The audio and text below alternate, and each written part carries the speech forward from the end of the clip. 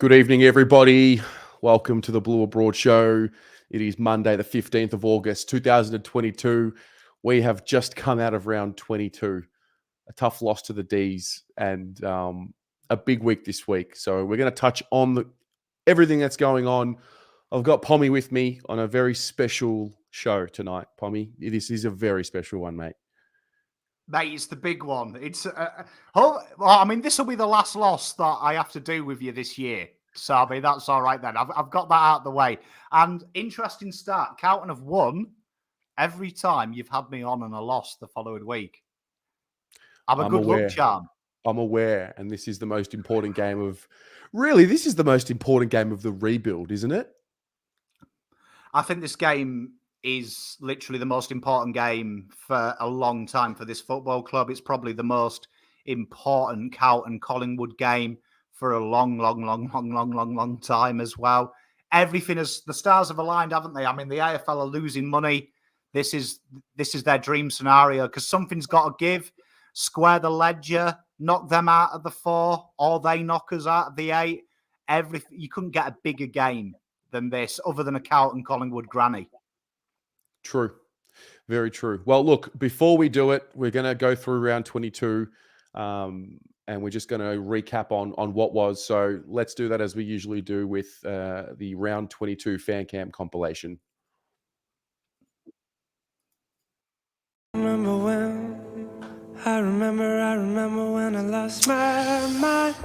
Finals was in our hands. It was right there. It was right there. That's a bitter one. That's a tough one to cop. But it's written in the stars, isn't it? It had to be next week. Has to be next week.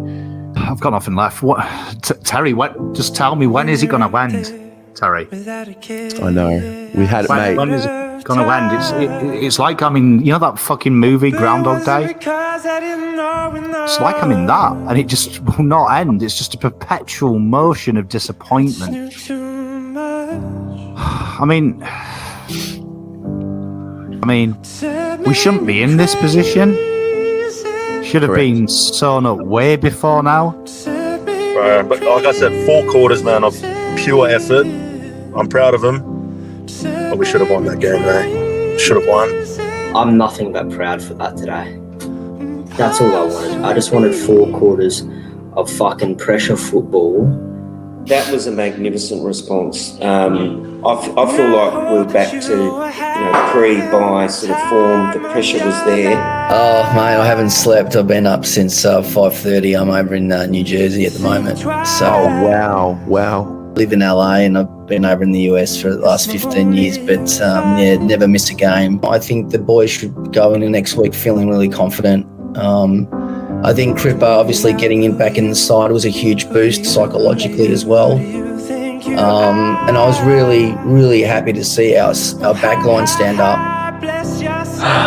Man, I actually thought when Charlie kicked that, I looked at the ground and I was like, we've made finals. I think this is going to be the one. How crazy was that? That was unbelievable. I was just watching the last 2 minutes again there because as painful as it was all a blur. My heart was beating so fast the entire time. Couldn't be prouder, to be honest. I was saying all the time to my dad, we didn't lose that game. We didn't lose it to Melbourne. We lost it because of us. Been better, but shit happens, right? Shit does happen. And I'm still angry. I'm still hyped up. I'm ready for next week. We are going to fucking demolish the Pies next week. I just don't share this sentiment that we should be proud. Well, but actually, people can be whoever they want. I'm just telling you how I feel. Clip me, quote me, record it, post it to me next week. We're beating Collingwood. I was watching at home, pacing up and down the living room. I couldn't really... I don't even know. The emotions were everywhere. It's, as you said, mate, it's written in the stars. It was always going to be this way. It was always going to be this way. Yeah, I think for me, it's just it's the gut wrenching one where you're so close. I think the worst thing is self-inflicted wounds, isn't it? Yes. When you've got everything in you say you've got everything in your control, and then you let it slip the way we did. I tell you now, up until about half hour ago, I hadn't physically spoken after the game. That is as like numb as I think I've ever been. Great response by the club. I think it started with backing Cripper and contesting his suspension. Oh my God, is this going to happen again? And then just watching that goal sail through in the last 10 seconds, that was heartbreak.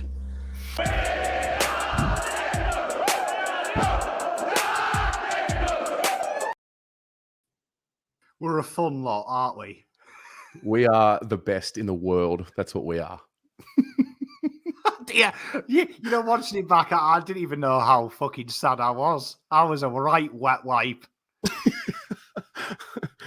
I think I said it, might have been throughout the fan cams, but the ability to be so excited and so devastated at something that is so far beyond our control is fascinating, but we do it anyway. And like, you can try and not care. You can try, but it just... then your heart beats when the game time comes around. It's amazing. Mate, and we've got a real... I mean, we've got to get rid of it now. Do you know what I mean? You've got to get rid of it. Like, whatever you feel... It's Monday now, new week. Do you know what I mean? We've got jobs to do. Do you know what I mean? In, 6 days? Do you know what I mean? Our little village gets invaded by some black and white shirt wearers, and we've got to make sure we're ready for them. Like, our boys need to be ready. Yeah, for sure. I want to spend no more than 15, maybe 20 minutes talking about round 22, because I think it is truly important to, as much as we want to try and pick out a theme and things that are happening, it really doesn't matter as soon as the ball's bounced on Sunday, because that's what it's all about. We're playing essentially in a final. But for those of you playing along at home, got a few things coming up that I want to chat about. Got the new redevelopment. It was open today. I actually went down to the club today and couldn't help myself. Bought some things. I'm going to give away a beanie and a cap to some people in the comments tonight. So stay tuned for that and get ready. We're going to talk about the injuries issues. We're going to talk about the pies, the filth, and we're going to talk a little bit about the history. So, Pommy, as you kick us off with round 22, those of you playing along at home, give us 3 words to summarize round 22. It was the response that I think every social podcast I watched this week and every fan that I spoke to wanted. They weren't looking for sexy football. We were looking for rugged, digging football and them to respond. And for me, Cripple led the way in that with the 12 tackles. He came out there and he played like a man that they played for. It's heartbreaking because it's 2 minutes. But for all that 2 minutes, they played like a team that would rather die than lose that game. And it wasn't pretty. It wasn't nuanced. At times it was forced. At times it looked horrific. You wouldn't watch that game again if you were a neutral. But at the end of the day, the boys taught themselves a big lesson that Melbourne are a very good football club and teams succumb to pressure. And they brought that original pressure in. Voss said it. Walsh said it. They needed to channel what they had in them opening rounds. And that was, they weren't always brilliant. They weren't always beautiful. But one thing you could never question was their intent, their willingness to make you hurry. And I'll tell you what, they went a long way to get the respect back they'd earned in the first 10 rounds about being tough and hard to play. And it's just a catastrophic feeling that a moment of brilliance from Pickett. And really, the 3 things that lost us that game, that 3-on-1 contest where everyone went in, the always easy kick behind, and then the noon spilled mark, which happened all game. And it was really unlucky that had happened all game. But you just, when it came down to it, there was that meeting point of perfection. And it was just a shame because I won't single players out. It's not fair. But all 3 of them things that lost us that last game had happened from start to finish. It's just so happened there was a perfect event horizon in that last 2 minutes. And it's not the way you want to lose it, is it? I mean, but fair play to Pickett. He took his chance. The kid's got balls of steel. Do you know what I mean? I'll give him that. I wouldn't have wanted to take that out of that pack. And fair play to him. Yeah. I watched the replay on Sunday And very rarely do I watch a replay of a loss and enjoy it. And I think when I look back on the start of the season and we all saw the fixture come out and we all did our prediction videos, I think most, if not all of us, probably penciled in the Brisbane and the Melbourne game as a loss. But I remember looking ahead at these two games and I remember thinking, all right, well, we're going to need to improve a lot to get anywhere near beating Melbourne. This was obviously before any of 2022 had happened. At the time, the D's were the champions, the premiers, and looking like they were going to be the start. It was going to be the start of their dynasty, and it still might be. And I left watching the replay with two things that I want to bring up. Number one, we absolutely can match it with the best, and we can beat the best. I really believe that we did something and we found something for 4 quarters, not 2.5, not 3, for 4 quarters, maybe 3 quarters and 23 minutes out of the 25 in the fourth. But I genuinely believe that was the best 4-quarter effort intensity that I've seen the group put together. I genuinely believe that. And then the second one was I watched it, and then when Jack Martin kicks the goal just before Charlie's, I started like feeling myself well up and tear up.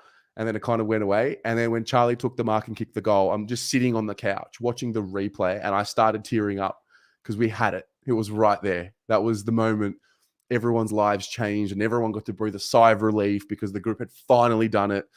So to have it ripped away the way it was in a really funny way, like obviously it's devastating, but this is part of success. The devastating failure is unfortunately part of the amazing success that you want. Mate, sometimes what we really want in life kills us, doesn't it? I mean, yeah.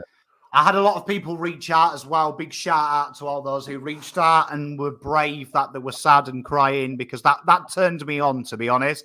Having a lot of men in my DMs sending me pictures of them crying. Well done, because that's the uber masculinity, that, to admit you're in pain, first of all. But without getting over dramatic, there's 2 places mentally I don't like to go back to now. One is holding my nana's hand as she passed away. And 2 is that last 2 fucking minutes. And the amount of my mates who have clipped, right, Kerno kicking the goal and me singing my final song I invented at... do you know what I mean? And then clipping the moment Pickett kicks the goal and you can actually see me break. Like I forgot I was live for 5 minutes. I was just stood here in silence, hand in my head. So, yeah, it was a bad place to be. It was a bad place to be. But you've got to remember, they feel it. They feel what we feel, probably more so. Imagine being Owies. Do you know what I mean? Imagine being Noons and having that played around. I mean, it's a horrible place for them to be as well. So they need us to lift up. The words of Tillman at Rangers when he was asked about his dream debut last week, and he said, when you're playing in front of that crowd, you can't help but do the right thing. They tackle with you. They head with you. They're with you all the way. And that's why I scored today. And that is the effect we have on them. So they need us to be up and about now, okay? Yeah, it was shit. Do you know what I mean? We've had the wake. Right, just be thankful that someone picked up the beers at the weekend, the tab, and we're back on it now because this is a big game. Yeah, I mean, fuck Melbourne; they're not even relevant. Correct. I want to go through the line by line because I really enjoyed doing that over the last few weeks, just for things that worked for us, didn't work for us, things that we'll learn from. We'll start with the back line. I'm telling you, the whole Lewis Young, McGovern, Wiedering, and Marchbank quad makes us a very different and very unique defense. I really thought it took a big step forward with its synergy and its execution. Mate, I loved it. I think there's something real. I said this in my preview about Marchbank. A lot of people saying, "Oh, you need Plowman. You need Plowman." I was like, you watch Marchbank. One thing I've noticed in the small catchment of VFL and the small catchment of the AFL is he's incredibly athletic and he has really worked on his ground ball game since he was last there. And you really notice it. So you don't really notice him being the same size as Plowman, which people forget. People think he's like 250 metres tall. So I was really impressed by that. And I think you've got a lot of powers there. And one thing that I was watching in that game, and I know Nunes rolled down and was the seventh backman, which we know Voss likes to play. I just kept thinking, you add Williams to that, man. Oh, gosh, or a Boyd. Oh, that back line just is froth town, isn't it? It's froth town, that back four, like you say. Yeah, well, it's the back four, and then obviously you sprinkle in Adam Sard, you sprinkle in, if it's Zach Williams or Sam Doherty. We'll touch on Doc in a moment because he was in the midfield, and that was just a move that I think a lot of us, absolutely enjoyed. But the Bailey Fritsch, Caleb Marchbank matchup probably didn't get as much discussion just yet. And I actually probably missed it a little bit in the player ratings because Bailey Fritsch is a player that, goodness me, he tears us up every time we play. And at the risk of, I'm going to up all the defenders up, and they did a good job. Obviously, the game can be taken away in moments.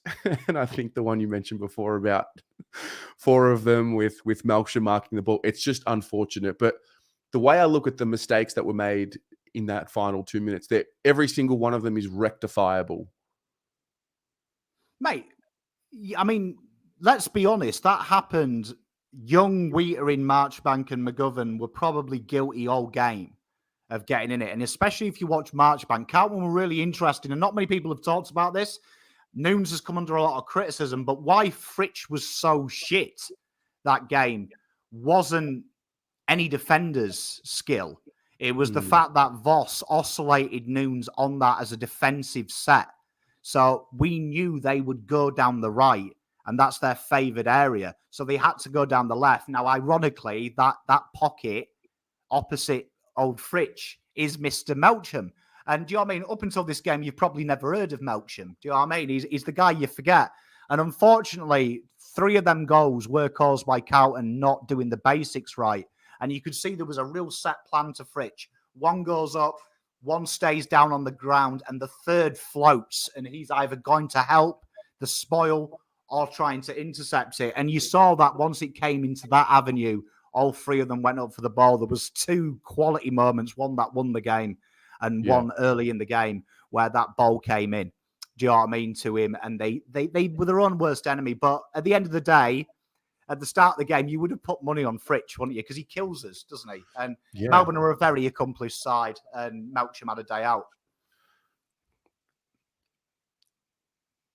Is Jacob Wiedering okay? Is he carrying something? I just can't put my finger on it. He's not a bad player. I'm not saying he's a bad player, but I just doesn't seem to be moving with the same confidence in his body as what he did at the start of the year. Now, obviously, he's had the shoulder issue, the AC joint that was hurt against the Pies last time we played them. But I just, and I'm not singling him out to blame anything on him, but I just feel like that'll take our defense to the next level when Jacob Wiedering is Jacob Wiedering again. He hasn't been quite the same. He doesn't seem to have the confidence to lead for the ball as he once did. He seems to be a little bit more hesitant. There was a few times you saw it against Melksham where Melksham's gone first and Wheatering's kind of stuttered to go first, which is where he was. I'd say a big part of it as well, and people forget this, and it's something I said last year when people do their All-Australians, and we're starting to see it again this year, Tom Barras, and people go, oh, look at his intercept marks. Oh, look at his marks. And you're like, well, yeah, of course, the ball's coming in there. Do you know what I mean? En masse. He's going to have very good statistics. And that's the big difference between AFL and soccer.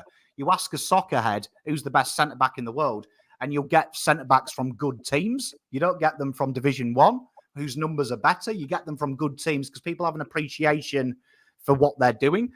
Wheater, I think, as well, has got less chance to shine. So he can't really dine out on them intercept marks and marks because when the ball comes in, it's usually now in games where you can potentially actually lose the game, as opposed to before where we were 8 goals down. If Wheater made 2 mistakes, what's 8 goals when you're 6 goals down? It's not much.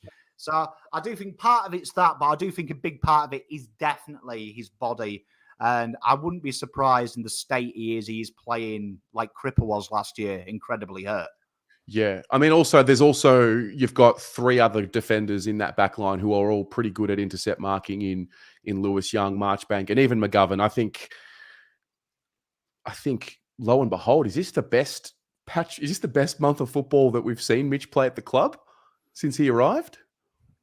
He's hit the ground running, hasn't he? He's hit the ground running, and there's a real surety with Mitch as well, aside from that last 2 minutes but if you actually go back and watch that, it's not his fault. I think if they left him to it, he would have got there. And he gets his run checked by a Carlton player, but he's got a real hunger, hasn't he? And I remember when we had that beer with him at the BNF, and he made me like him because of the way he talks about us as a fan base, how he enjoyed us, how he's never heard crowds like it. He felt them. Like when he used that phrase, "You guys lifted me up to take that mark against St Kilda. I've never heard anything like it." You can tell he's got a real joy and enjoyment. So I'm enjoying seeing him. And honestly, long may it continue, because I think he is the missing piece of this puzzle in that back line. Mm-hmm. Move to the midfield. That was probably the biggest concern going into the game, and that was before the Adam Chera withdrawal. I myself got sucked into the names. The Oliver, Viney, Petrarca, Gawn, Jackson against our guys without Hewitt and without Kennedy, and then at the end without Chera. But I think it was another reminder that it does not matter who's in there. We talk about it all the time. The mentality, or I should say the mentality. The mentality was there. And on the one hand, I'm pleased. And on the other hand, I'm super pissed off because we obviously let that hunger and let that spark dip for not just over the last 2 weeks. I don't think we've seen that type of hunt applied since the first half of the year. I know it's here now and that's all that matters, and I don't want to get too caught up in the past, but it was really pleasing to see the midfield able to apply the pressure that's required, not only against the Ds, but in finals football. Mate, you look at 3 things I look for in a footballer, and one guy I really want to highlight who I don't think got enough kudos, and who, in my opinion, in the last 3 weeks, when the shit has hit the fan, has come out to play, is none other than everyone's favourite ginger now, Matty Cottrell. Matty Cottrell had one of the toughest jobs on the park, and at times made Ed Langdon look very average, and he is a massive outlet. And I've got to give credit here to Voss, because his 2 major focuses were that channel that Langdon works and that Langdon-Fritsch combination. And the 2 things he did, Noon's playing just above half-back flank as a defensive wingman, and then Cottrell starting at high half forward and playing as a run-with role, and then even had some on-the-ball time. 11% of his game was actually inside, especially in the 4th quarter. Absolutely clever. And I love Cottrell, and it's no surprise because most gingers, when they grow up to be adults, have got a chip on the shoulder because they were untreated at school not very fairly. You see it in him. He's an animal, and the best scene, Carlton missed a trick. They've done that leadership post with Vossi and Cripps hugging each other. Look in the background at Cottrell.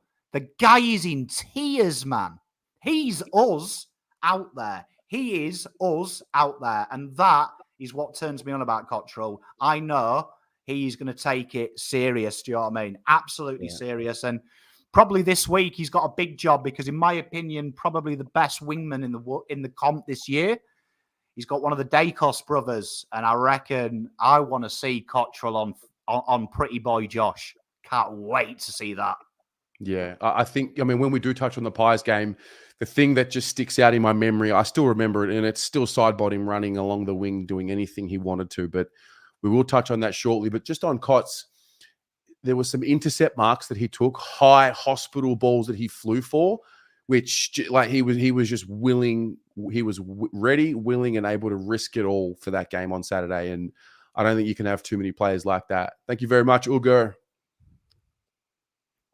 Mate, he's got something about him, Cots, man. Like he's not the best, but like, how bad's your worst gravy? I always say. You know what I mean? Gravy makes everything better, and Cottrell makes everything better.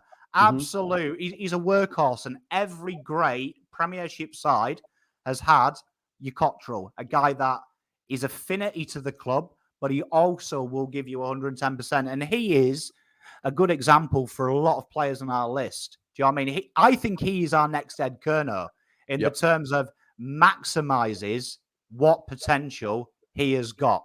And he literally gets 110% out of everything he has. And I'm a big fan, because Ed Langdon, people might say Josh Dacos is good, might carve him up. Ridiculous. Ed Langdon is a different gravy because Josh Dacos actually finds his own ball. Ed Langdon just stays there and gets it gifted to him. So Cottrell against Ed Langdon, tough matchup for Cotters because he's got to be in the zone.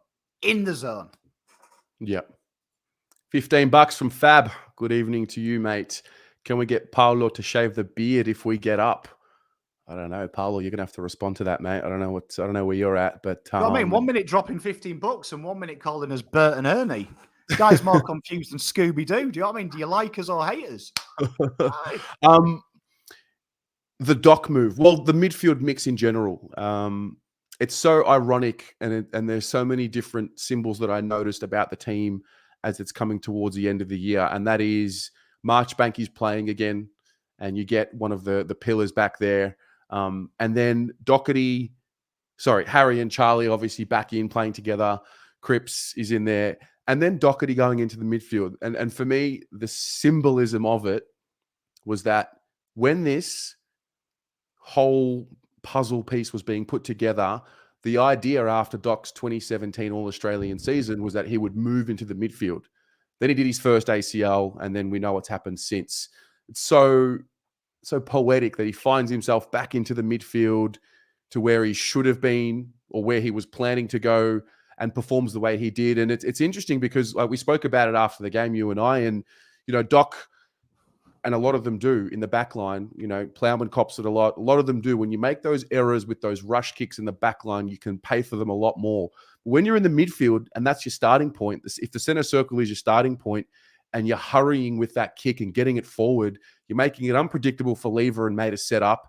And it ended up being like the tonic to beating the Ds and getting through their defensive mechanism. Mate, Doc had a lot less on the ball time than his peers. And exactly as you say, I was a bit critical of Doc in the first quarter, and I was a bit critical of him the other week because he has got that rush kick. That is his pressure tendency. However, our precious tendency in the midfield is handball, invite pressure. That kick that Doc does there is amazing. And the template is kind of set if you look at why Collingwood are where they are. When they're in the shit, Pendlebury moves from halfback flank now to on the ball. Do you know what I mean? They bring their maturer heads, their leaders around the ball just to steady the ship and get a little bit of ascendancy. And it's why their fourth quarters are so good. It's where these older players, the experienced heads, play almost 100% of on the ball time.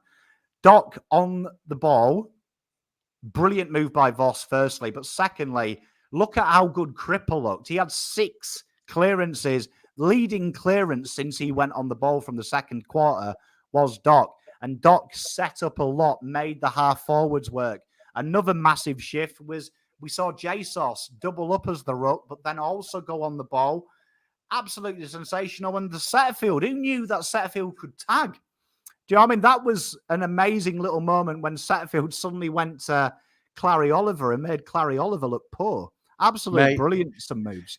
The way he got under Oliver's skin to the point where Oliver at certain stoppages wasn't even looking at the stoppage. He was just looking to push and shove with Setterfield. For all the criticism Setters has copped for for his season and his performances, got to remember he's being asked to do something that is not what he's best suited at. He's an inside midfielder. For whatever reason, we've obviously drafted others, we've developed others have gone ahead of him in the pecking order. So I guess the idea is that if he wants to have a spot in the side, he's had to become a bit more of an outside player. But really good to know what can happen when you throw him into the deep end. I don't think it gets any more deeper than playing inside mid against the Ds in 2022. I think he certainly does deserve a bit of praise. Mate, it's a tough caper. He would have been a guy that was under a bit of pressure because I think everyone hated him after the week before. Do you know what I mean? So I think it was him or Dow on the chopping block, and they both were out incidentally before we had injuries. But fair play to him, and it's a tough ask. We saw in the pre-season game, Matt Kennedy was given that job on on Oliver, and I thought it was very nice to see Setterfield get it. And you know what? Just own it. Just own it, because we saw Clary didn't like the attention when we played them in the pre-season. Setters showed the model, and big game this week. I mean, it's just a shame that we're not going to see Taylor Adams, because he is a guy who gets a lot on the ball, but gets very agitated very quickly. And it would have been great to see Setterfield do that role on old Taylor Adams, because you know Taylor Adams is good for a jumper punch 3 or 4 times a game. So it'd been good to see Setters take him out. Yeah. We'll move to the forward line. We've been crying out for that third option over the last few weeks. Lo and behold, Jack Martin. That's the guy. That's the one. That's the Jack Martin that we want to see. Probably didn't have as influential a first half as the second, but you see why you want him in your team when you're playing in a final and what he's capable of doing. I think the moment that really clicked for me was when Hibbard tackled him, looked like he had him, and Jack Martin was able to find this extra layer of strength from deep within and just brush him off and hit that left foot kick. And, finally, we've seemed to unlock something there, even with Charlie not playing at his best. What I love about J-Mart is he plays a position that you look at the great half-forward combinations in this league. You have one like J-Sauce, who is the pressure axe, puts in the effort, and then the other guy is like, the sprinkler, the hundreds and thousands. Australians love hundreds and thousands.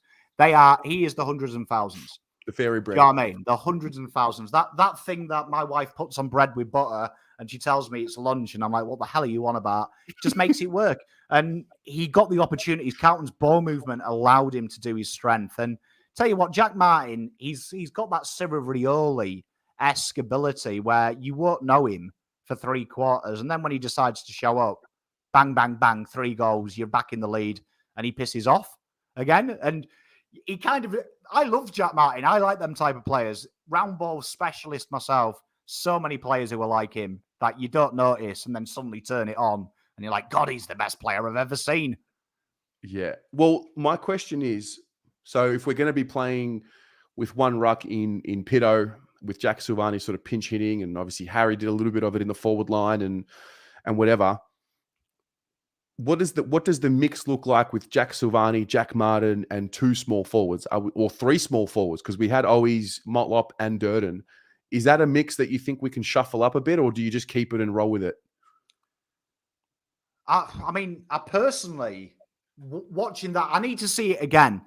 But my gut is telling me that when everyone's fit, Voss has got a bit of a problem, because I think it's TDK or Pitternet. Yeah. And I'm kind of sold a little bit now on JSOS swinging in there. And we've seen now Lewis Young swinging into the ruck as well. Now he's getting a bit more familiarity with his role. I think maybe that's the role. So I think that Carlton need to go a bit more aggressive in that aspect. And I would also say if Doc backs it up again, if I was Kennedy, I'd be thinking, Jesus, maybe now I'm in a battle with Setterfield and Zach Williams. And that is absolutely brilliant for the club, because Chera, Hewitt, Kennedy probably playing every week in an ideal world. It's great if Setterfield and Doc can now start saying, well, you know what? Can you play every week? And these are good problems to have, because good clubs have good problems. I have one more word for round 22, and that's khalas. Enough. No more. Let's move on. It's time. Can we just stop, though? Because we have heard Charlie has... Look, he's done it. Jeremy Cameron's dead. Long live the king. Jeremy Cameron has reportedly done a hamstring, and it looks like Charlie will win the Coleman unless Hawkins kicks 15 goals or whatever it is. But look, before we move on, I want to play a little video that Willem put together in anticipation of this Collingwood game. And from here on in on the show, it's all about the fucking Pies, mate. Hear my heart burst again. It's written in the stars. For this is the end. The last fucking game against the Pies to clinch our spot. Mate, next Sunday at the MCG it's everything we want it to be. Drama-fueled team, club, emotional, these magical things in our history happen. It's high stakes. You know, even our supporters were so excited one moment, were so devastated the next.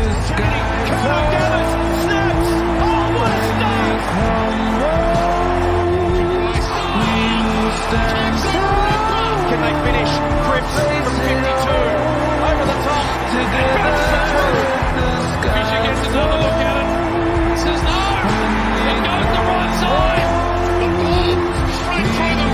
Out to Silvani. Outside of boot. That's through the Kings.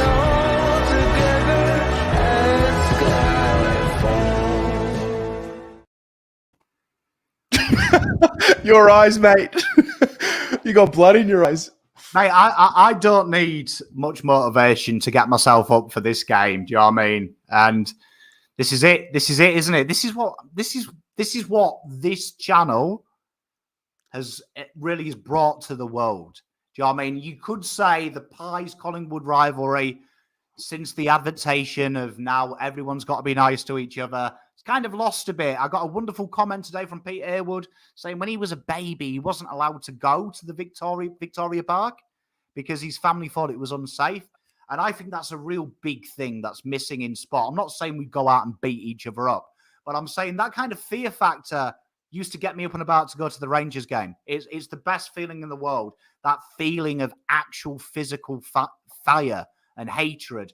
And we've got that back, man. Honestly, this is the best game on the planet. You know what I mean? Keep your El Clasicos, keep your other super classics and whatever. This is something that is steeped in history. Absolutely. Willem, who made that clip, thank you very much. If you look, this tagline right here, Works of Willem Bow. If you go on Instagram, this is the handle. Willem, you're a star, mate. Appreciate all the work you put in. Sayaf, thank you very much for the 15. Pommy, and you're right, it will be a war zone. Where to begin talking about this? There was a really weird sense of calm, and I had a really weird smile about me after the devastating loss last week. And it was because I was kind of laughing at how poetic the fixture has ended up becoming, in how we've had 4 games to win 1 to make finals and clinch a spot, all of that. And it's taken us until the last game, the second time we play against the Pies. And I try my best to keep it real always, but also professional on the channel, just because I have a vision of what it should be. But something comes over me, something deep, dark, and sinister comes over me when I think about this game and what the atmosphere will be like. And part of me just wishes that we lived in a really weird time where you could have like a little mosh pit where it was legal to do anything you wanted to there. And like, mate, I've got blood in my eyes. I've got blood on my mind. Not really, but you get what I'm saying. And I just, mate, this is everything that we wanted from this season. We wanted to be playing in these genuine finals type games. And what better way to book a final spot than winning against the Pies this week? It doesn't get better than what this Sunday will be, because it will be. There's some magical moments. Like, I just did a video on my channel just talking about the history because it turns me on. But like, when you talk about rivalries, there's a great quote here from the great late Walter Smith, who explained what he used to say to his Rangers boys about probably one of the biggest rivalries in sport, steeped in sectarian violence. It's a historic rivalry. And he said, when you talk about how much this game means, particularly to the European players, It's tough for them to understand. But this game is massive to one town, Glasgow, but to a greater extent, the world. The Super Classico, the El Clasico have the similar histories, but for 90 minutes, nothing matters in anyone's life in this area. Wife problems, kid problems, money worries, bereavements, it stops. And not one player at this football club can look themselves in the mirror and say they've made it unless they perform for the fans on this day. And that's what rivalry does. And you go back through the history of this, the first major contest, 1910, mass brawl, described as the worst brawl you've ever seen, resulting in 18-month suspension. So go back 1910, you could pretty much kill someone on the ground in them days. So imagine how bad that brawl was for an 18-month ban. Like, do you know what I mean? Like nowadays, you get 4 weeks for looking at someone funny. Like, that's crazy. But you think of the wonderful things, the Jezelenko mark. Do you know what I mean? The rundown tap by Eddie Betts for goal of the year and the snap from the pocket, the Silvani grab. Do you know what I mean? Mick McGuan's 7 bounce goal, 50 metres on the MCG. Do you know what I mean? Malthouse debuted against Buckley in this game as a coach. These games are historic. Like, no player has ever gone on to be of any worth unless they've had a game. Your boy, Mark Murphy, kicks the goal, gives it one of them to them fucking idiots. These games, this is the quickest fast track to be remembered by our fans and their fans. And I'll give Pies a compliment in a minute, just a minuscule one. They are a great fucking football club. They are history, great, passionate, exactly like us. Do you know what I mean? In that terms, they will fight for them when they're losing, fight for them when they're winning. You slag their club off, you'll get 50 people in your DMs. Do you know what I mean? It's great that they're like that. But God, the AFL needs us, but they're fucking wankers, each and every one of them. I hate Collingwood, and they hate me, and that's fine. But we're in an understanding that we're the 2 greatest clubs in the land. The other 16 clubs mean nothing. They can have dynasties and their little wins, but at the end of the day, if Carlton and Collingwood said, you know what, we're creating our own Super League, just us, Richmond and Essendon, no one would watch the AFL. They'd watch us for, because we own the AFL. And this game now is more than a game. This is history. This is lineage. All so 22 good. Men, if they get 4 points and get us in the finals, they're in the Wayne Harms category. They'll be remembered by this generation. They will not be a story. They will be fucking icons. Yeah, there's something about this week. Clearly, because it's an elimination situation. And you touched on something before. Like, we're a very interesting fan base in that you perform in a really big game for us like this one, and you get remembered forever. Nick Dygan, I don't really remember many of his games, but it doesn't matter. Because 2013 elimination final, late inclusion, never to be forgotten ever again in the history of the club. Never to be forgotten. And I guess part of my confidence comes from 2 things. Number one, we were all there watching, whether we were at the game or watching on the TV, the last time we played Collingwood. It was a point in the season where we were losing quite a few layers to the team that we're going to have this week. Harry, Marchbank, McGovern, Pitto. Was Jack Martin playing? I'm not sure. There's a couple more. But serious, Wiedering for the majority of that game. There's a few layers there. And we really almost pinched that with the side that was out there on that day. And we did not quite have the same intensity that we had against the Ds. So there's that. Then there's just this instinct, and I don't have any facts for it. I don't have data, but we're just not losing to them twice in a row. It's not happening. Didn't happen last year when we were a rabble, and it's not happening this week. And I liken us and them and the difference. I liken it to, I mean, the guy that doesn't have anything to lose in a fight, the guy that's literally, if he loses the fight, he's dead and it's his life. If he's fighting against someone that knows he's going to live tomorrow, I'm backing the guy that's fighting for his life every day of the week. And if we bring what we brought against the Ds, I'm so confident. I'm so confident that it's enough to beat the Pies on Sunday. And I'm already starting to sense the mentality from them. And the fan sentiment sprinkles through to the club. Oh, we've made top 6. Doesn't matter. We're already in, It seeps in. Now, lo and behold, does that mean it's going to happen? No. But I think when you talk about the journey of the rebuild and this whole group, and what we've been building towards, like, yes, it's not a grand final. Yes, there are more milestones to reach. And I'm sorry, I just don't agree with the notion of, if we don't make finals, then, it's okay. It's not okay. I don't want to talk about next year. Why does it have to be next year? Why can't it be this year? Why not? Why can't it be on Sunday? Why do we have to always talk about, but it could be next year and they'll be better for it? No, enough. It's Sunday. They're good enough. And they have to get it done on Sunday, and they know it, and I'm sure they will. Mate, fuck next year. Couldn't give a shit. Fuck next year. Nothing's guaranteed. Mate, I couldn't give a shit about last year, next year, last week. Do you know what I mean? What your auntie had for breakfast. I care about one thing. 6 days, 6 days time now? 6 days time. And you look at this rivalry. This is as close to 50% as you can get with a 262nd installment. 128 plays 129. Do you know what I mean? The scoring is almost identical. Do you know what I mean? This is as close to a shoestring. And one thing, Carlton's history in the last 20 years has been barbaric. Even under Bolton, even under Teague, do you know what I mean? Under Derek from Dandenong coaching them, Carlton always rise to this game. Always do. Even when Collingwood were in another transfer of talent, they somehow did it. And I'll tell you what, there's one game. It's one fucking game. We're talking about 4 quarters now against a side that would love nothing more to knock you out of the 8. Imagine being Pendlebury. I would love to be Pendlebury this week and being able to say to my lads, win one more game, right?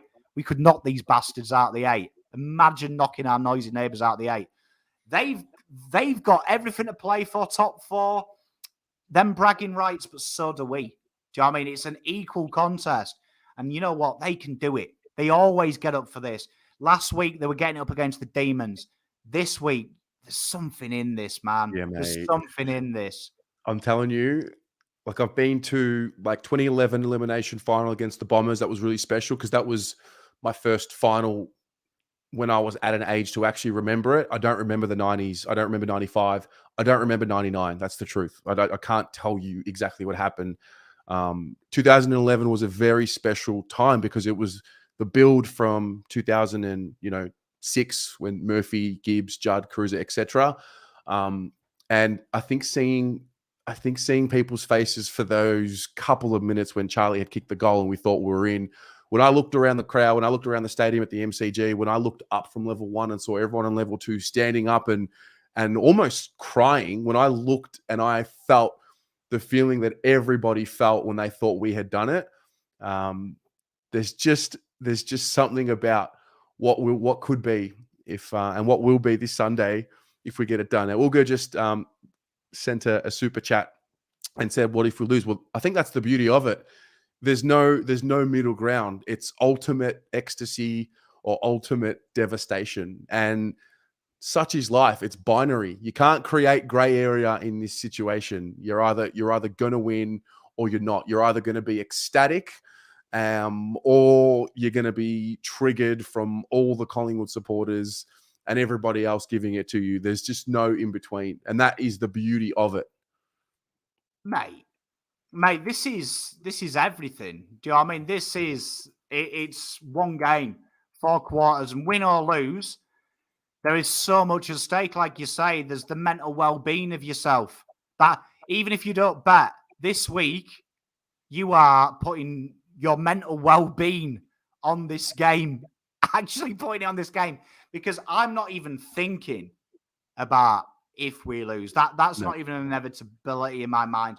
Not a thing. I don't care about it. I don't even want to briefly go there, because you think I was sad last week? Shit the bed. There's another level Pom goes to. Tell you what, and they can't think that. They have just got to think us, Collingwood, are in the way of what is ours. And that little monogram there doesn't stand for rebuilds, doesn't stand for hugs and kisses, doesn't stand for my boy in the VFL is getting 30. Can he play this week? That C monogram stands for one thing: kicking ass and taking fucking names. And Collingwood are in our way. So I don't want to knock on the door. I want to kick the bastard off its hinges and take the two guys holding the door down with it. And now that's what they've got to do. Go out there, take what is ours. They have a spot in the 8. That's fucking our spot. We're coming for it now. I love this one from Gox. I want that same shake in the ground when Fisher kicked that goal in round 1. That is what I picture. That's what I want to see this week when that siren goes and everything's like shaking because we're like screaming that loud. And, you know, who's going to be the one that kicks the big goal? And I think also we're going to find out, and we found out a little bit about it against the Ds, but we're really going to find out which of these players, which it's a lot of pressure. It is a lot of pressure to be putting on them, but welcome to the Carlton Football Club. The ones who are able to perform in this game on Sunday are the ones that are going to have a lot less pressure on them moving forward, from the sense that we know, like, I'm pretty sure I can rely on Cripps. No worries. No problem at all. I look forward to seeing him in this type of game. Doc in the midfield, we touched on it before. Love it. Love it. The guy cannot be defeated this week. He's literally beaten death multiple times. And I don't know, I guess how much of it this week is going to be about systems and processes, and how much are they going to be able to navigate the emotional aspect of it, because there's going to be a lot on it. And I wonder if that's a factor for them, or are they just going to be told to embrace it and play on the emotion? Mate, I would say there'll be a lot of playing in the heat of battle, a lot of emotion. I think Collingwood will know how to beat us because we're shit at poker. We've given it away. Put a bit of pressure on us, make us think we don't quite like it. And that's a strength of theirs. But Carlton also know, in the same token, you've seen how Pies play this year. Teams that are willing to fight and get the ball on the outside and take their space away genuinely cause them a bit of trouble as well. So for me, this is it. And I don't see this as pressure from the boys. This is freedom, because there's no more if, buts, maybes. There's only one thing. You're either in the 80 or you're not. And all you've got to do to get that is win. It's not that hard. 4 quarters, we're talking what? 2 hours of your life? And I think this is an O word. Carlton have been banning this word, and it's doing my head in. Opportunity. You've got an opportunity here for 22 boys to freaking do something that no one's done for a long time. Like, you can't even count the last time we played finals. Essendon cheated. That doesn't count. I don't count that as playing finals. I count that as being gifted it. They can do something that hasn't been done in the 21st century. Own a final. Earn it. Earn it. 4 quarters, mate. Cripper can walk off this ground and say, I fucking led this team to something that no one has done. Do you know what I mean? We've earned this. This. There are a few more things at play. We're going to be doing the 13th Richard Pratt Cup in front of, obviously in front of everybody, where both the clubs come together to raise funds for cancer research via the Peter Mac Foundation. I was tagged in a tweet today. Let me get it up. Young fella named Marcus said that he just found out that his ultrasound is clear and his cancer has not returned. This has to be a sign that we're in for a good week. Go the fucking Blues. I was very touched when he obviously tagged me in that. And shout out to you, Marcus, and shout out to everybody who battles such a disease. And, you know, I think it is important amongst everything that's going on. I think we do a really good job of highlighting some of the great causes that we give attention to. So got a bit emotional today. I actually went to the club as well. I went to the club. They opened up today, and I went there. I just wanted to see it. I wanted to smell it. I wanted to look at it. And I've got to say 2 things. Number one, every single person who is able to has to go in there. It's beautiful. They've done a really good job. Done a really good job of highlighting the history. And it looks like a modern day club. And for all the, I guess a lot of us criticized, you know, the plan about it. As soon as I walked in, I realized, oh, okay, this was worth the wait. Absolutely worth the wait. So I did see that. And then the other part about this game, I saw this on Twitter from Up the Baggers, the Carlton News and Stats account. And basically what we need this week, a crowd of 77,744 or more will see Carlton surpass 1 million people in total home and away crowd attendances for 2022. And then a crowd of essentially 75,000 or more will see us have the largest home attendance from any club this year. So I think it goes without saying, there's no way that if you are a member, you are, and you're not sick and anything like that, there's no way you can't get there on Sunday. It's just, it doesn't make any sense. That is a sellout game. Like, it doesn't even need a post. Do you know what I mean? Like, that game is going to have more people at it than the second coming of Christ. I mean, that mate, yeah, like Wowdy says, it's going to be 94 plus. Like, I mean, it'd be like going to Elton John's last ever concert. It's going to be absolutely cram-packed, mate. Once in a lifetime. You got to remember, since I've been here, other than that moment of brilliance by Judd, the most exciting thing I've celebrated was the thought of Coggy coming here. Yep. Like, mate, don't get bigger than this. Like, go on, get around it. And do you know what I mean? And there'll be probably about 2,000 people on this doing the watch along with me, abusing me. It's going to be grouse. I can't wait for it. I'm ready for war. The players are ready for war. We're all ready for war. Correct. It's sold out. It is sold out, but I believe there will be more tickets available over the next few days. So do whatever you can to get your hands on a ticket. Let's talk about the teams for a second. So we got some information about Matt Kennedy. So he's effectively done for the season. So he won't be available this week. The one that I think is going to be available is Zach Williams. They did say it was around 23, and I guess the question is, do you play him, or do you play him in the VFL and hope that you get to play him again in the finals series? What do you do? And then the other one is obviously Chera, but I guess we'll start with Zach Williams. Is that an option, knowing that Doc is likely to maybe play some more midfield minutes, or what do you think about it? I mean, do you remember that? I hate to take us all that. Do you remember that? The final. Mate, do you remember it, mate? He's got a bit of a reputation against this mob, hasn't he? And if you remember that horrible round 2 game as well, that first half, I was like, Jesus, he looks like a bargain. I mean, however, I think it's a big risk. I think he'd have to be 100%. I don't think he could play 50, 60. I think with that team as obliterated as it is, he'd have to be able to play the full 80, 90%. So it's going to be an interesting one. I don't think he'll get up there. I don't think Carlton will risk it and play him the first round, because worst case scenario, he goes off in 10 minutes. What about Chera? I personally would sit him out. Really? And that might surprise people. I haven't been impressed by Chera. I love Chera. But I just thought, you know what, last week, the boys found a way. And why ruin that equilibrium? Like, you could say Nunes comes out and Williams comes in. That would be a like for like in the terms of Voss is asking them to play defensive. But do you know what I mean? Let's be honest. Do you know what I mean? He's got a big injury as well. That injury is a niggle injury as well. And I see people saying he's playing on the wing. There's no way that type of injury recovers in a week. That is physically impossible. It'll slightly be there. If he tweaks if he breaks it in that snaps in the first 2 minutes, you want to risk playing a sub and then hoping that someone else doesn't get injured? Can't risk that with a game on the line. Like, this isn't the game for risks. This is the game for intelligence and picking 22 players to do a job. If you start playing injury, all it takes is an injury, 10 minutes to go, and it costs us the game. Carlton would be very foolish to throw risks.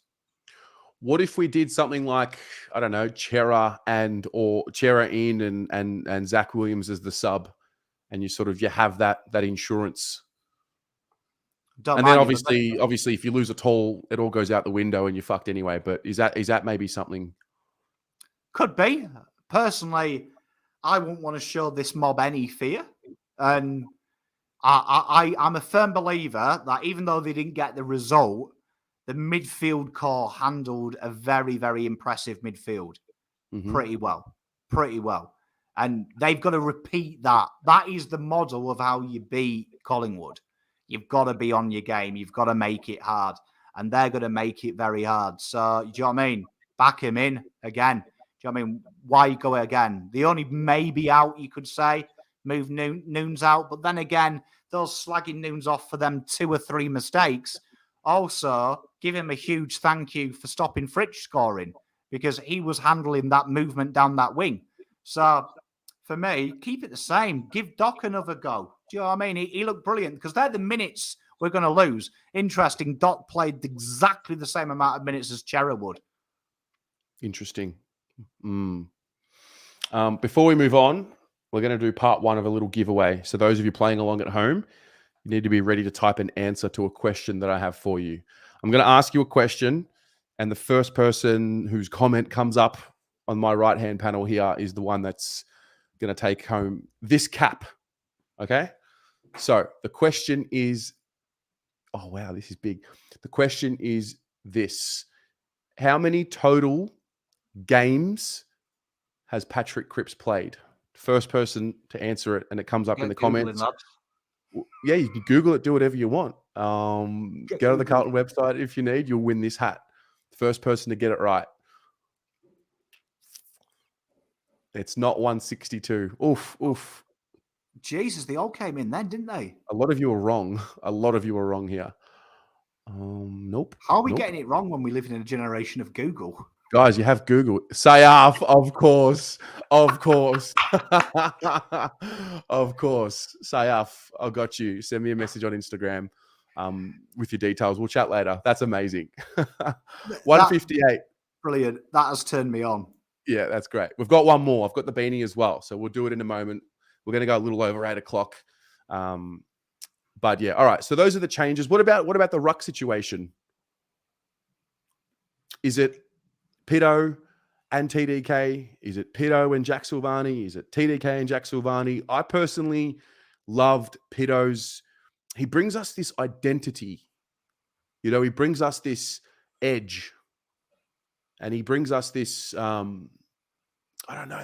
enforceability around stoppage. And I know Tom's going to make it. Tom's going to be a really great player for the club.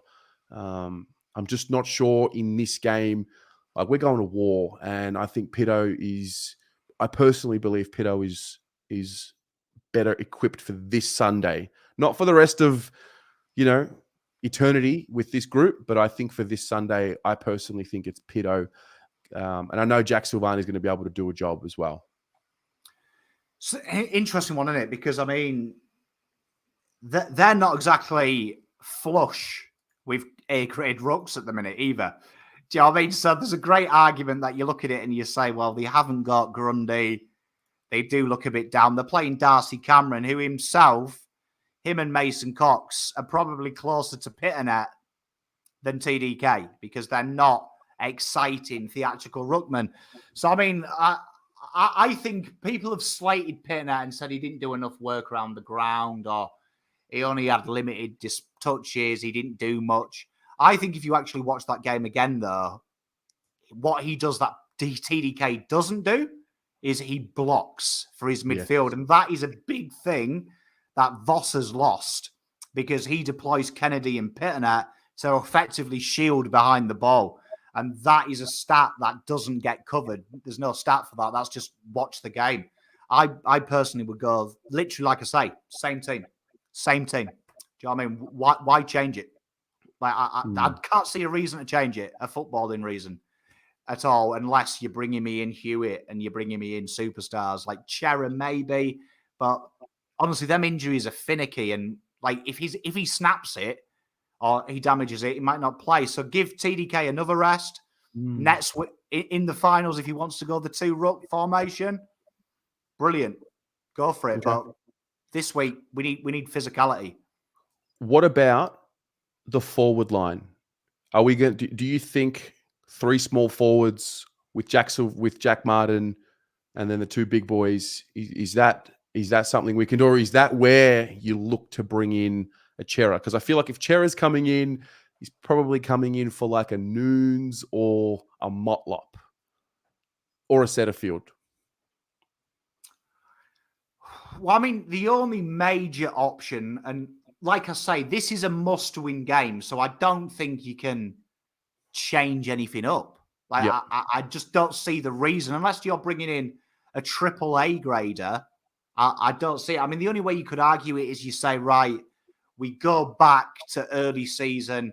Walsh is getting a lot of cheap touches behind the ball, but we'd love him to be a bit forward of the ball. If you bring in Chera, do you know what I mean? Maybe we drop one of the smalls and play Walsh where he was early in the season and looking a lot more aggressive, high half forward and rotate that one. But Chera isn't a wingman. Like, that's the problem. Like, the only place where Carlton do deploy him is genuinely high half forward. They don't play him on the wing. So, and he's never been a wingman. He's either played half-back flank. So do you want to make him go 3 years ago to half-back flank? Do you want to do that? Go back to Fremantle? He's got to be in and around the ball. That's where Voss has deployed him. There's a reason. So, there's no one you can drop. That's my problem, to bring Chera in unless you drop a midfielder and you send Doc back. But that was probably one of the few major pluses this week.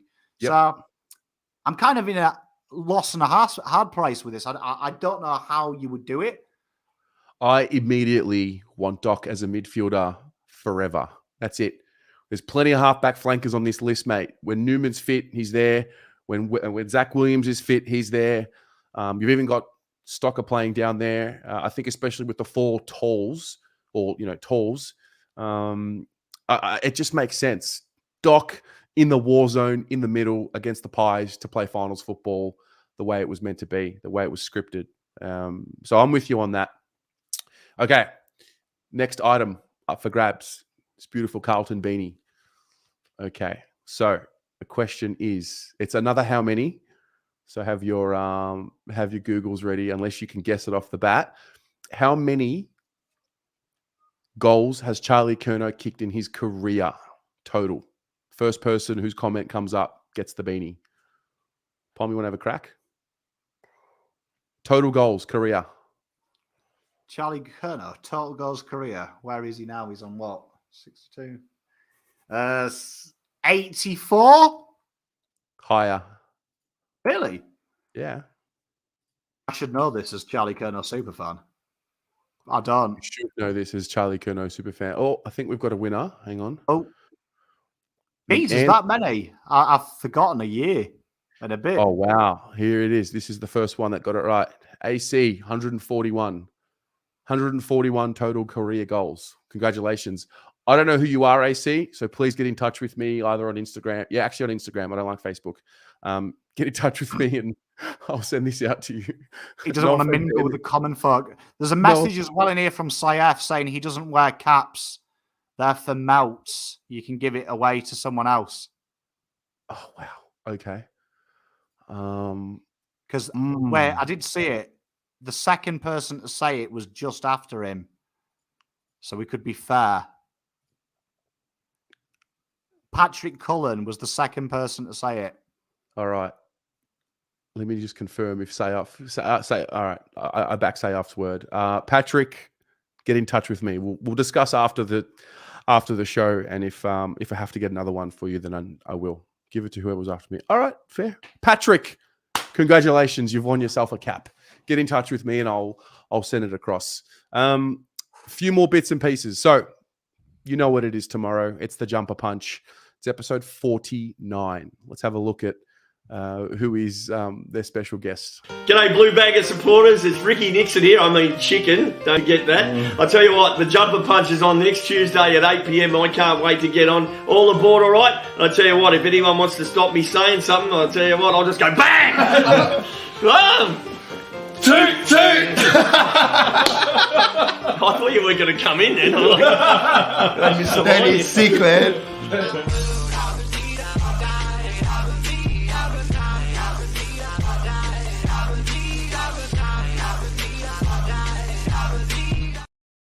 Was he wearing a one piece? Yeah, it's really It's really split people, the Ricky Nixon edition. There are many people out there that are not fans, but he did play for Carlton, and the boys are all about getting the future. The past players in have done a really good job. So tune in tomorrow night right here on the Blue Abroad YouTube channel at 8 p.m.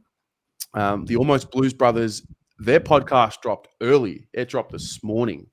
That was at 6 a.m. So be sure to check them out. Pommy, what have you got on this week, mate? I'm doing... Every day we're doing an upload at Pommy and Oz. We're trying to build up the rivalry. We've done a history lesson today. We'll have a few more special guests along the way. I am live in the Dragon's Den, though, Wednesday with Swoop Luke on his channel. Swoop Luke, he's kind of what you'd get if you bought Blue Abroad from Alibaba. So if some Carlton fans want to come on there on the live, because obviously I'm going to cop heat, do you know what I mean, for an hour with Swoop, and it's going to be set up so I get completely melted off. So much love if you want to come and support me. But that's what I'm doing. And I'll be on Twitter just dropping barbs with Collingwood fans probably all week. Good luck with that, mate. There will be no preview with Swoop Luke this week here on the Blue Abroad channel. I'm not doing it anymore. It's done. I've decided. I was accused of using him for clout. He was telling me that I'm using him for clout. So we're going to see about that. So no preview with Swoop Luke this year, and probably for a while I'm done with that. I love Luke. Got a lot of respect for him, but no, I'm not going to pretend to be nice to him this week. I'm telling you, there's deep, dark thoughts in my mind this week about it. So I just can't believe someone he actually said you lose Swoopy Luke for clout. I've dropped some quality fucking banter on this show, but that is the funniest thing I've heard. So there is that, but stay tuned. There is going to be a good preview this week. There's no doubt about that. I'm working on something in the background. So stay tuned for that. Also, I do want to make an acknowledgement about, obviously we've talked about this week. Definitely, maybe I'm getting a little bit soppy and emotional, Pommy, but you know, when this all started as a little idea, when I was sitting in this restaurant in my travels, and I was sitting along and I was traveling around, and I had this idea for what the fan channel would look like. The whole purpose of it, as I always say, was to be a documentation of the journey until we win our premiership. And I dreamt about weeks like this because I knew back in 2017 and the start of 2018, I knew that we were going through the tough times, and I knew that there would be at least a couple of years of content about shitty performances and tough performances, and there was patience. The patience kind of ran out somewhere between the end of 2020 and then 2020, 2021. It became really difficult. But I do want to acknowledge everyone that's been along for the ride from the beginning, and just thank everybody, because this is cool. This is potentially a really important milestone for everyone involved. For the first time with this group, there are going to be teenagers who are growing up watching this group who have seen nothing. There are going to be teenagers who potentially are going to feel that feeling of us playing in finals, or that absolute devastation of getting kicked out.